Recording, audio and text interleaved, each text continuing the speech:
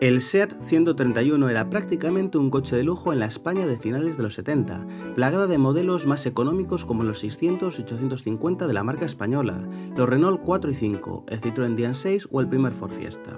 Es algo de lo que te das cuenta nada más abrir la puerta y sentarte en los butacones, pero el protagonista de esta unidad está debajo del capó. Un enorme motor diésel de 2500 centímetros cúbicos y 72 caballos, rabioso y con un temperamento a la antigua usanza. De hecho, es tan grande que es el causante de que el capó tenga este abultamiento que veis.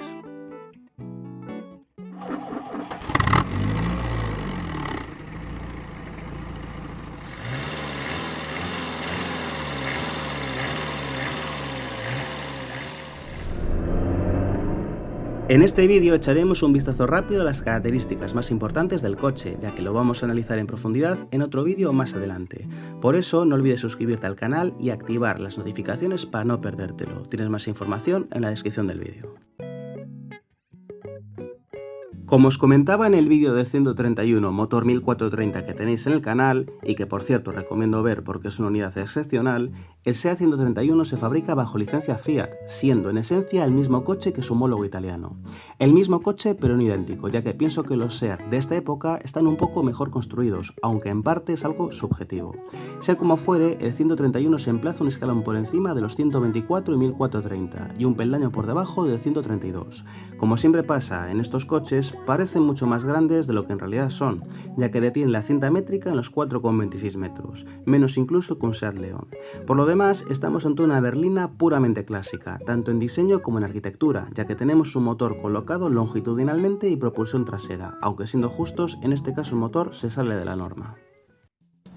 Bueno, debajo del capó tenemos al grandísimo protagonista de este 131 y no es ni más ni menos que un motor 2500 diésel de 4 cilindros dispuesto longitudinalmente.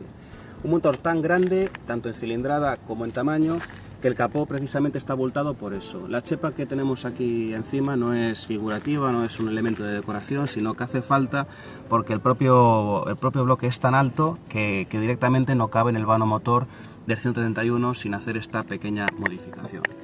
Estamos delante de un propulsor que entrega nada más y nada menos que 72 caballos. Ojo, estamos hablando de los años 80, de principios de los 80. 72 caballos en los 80 en una mecánica impulsada por diésel era lo más de lo más, era lo top.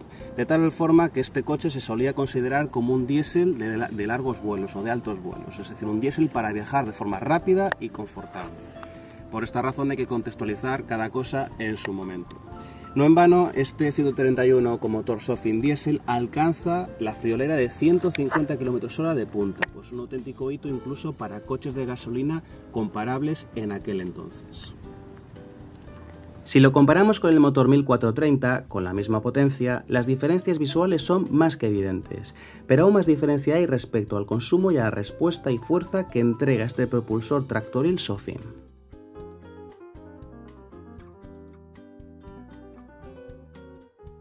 Nada más sentarnos en sus mandos, como pasa en muchos otros coches de la época, llama la atención poderosamente el carácter que desprende el coche y que nos traslada irremediablemente a una atmósfera completamente distinta a la que podamos estar acostumbrados.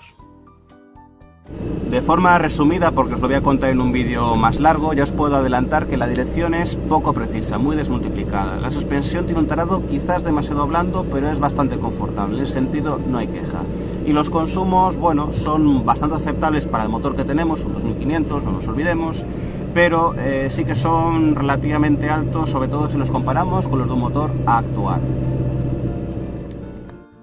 Por lo demás, tenemos una presentación realmente cuidada donde por encima de todo prima el confort, que realzan el carácter rutero y viajero del coche, y que solamente va a perturbar el ruido típicamente diésel que se cuela al interior, aunque la verdad, la insonorización está bien trabajada.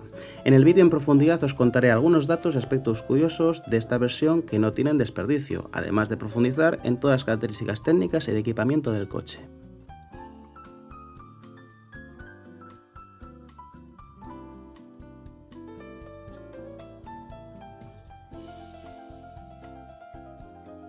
En definitiva, estamos ante una berlina diésel de altos vuelos con un motor candidato a la eternidad. Suscríbete al canal y no te pierdas el segundo capítulo de este 131. Un saludo.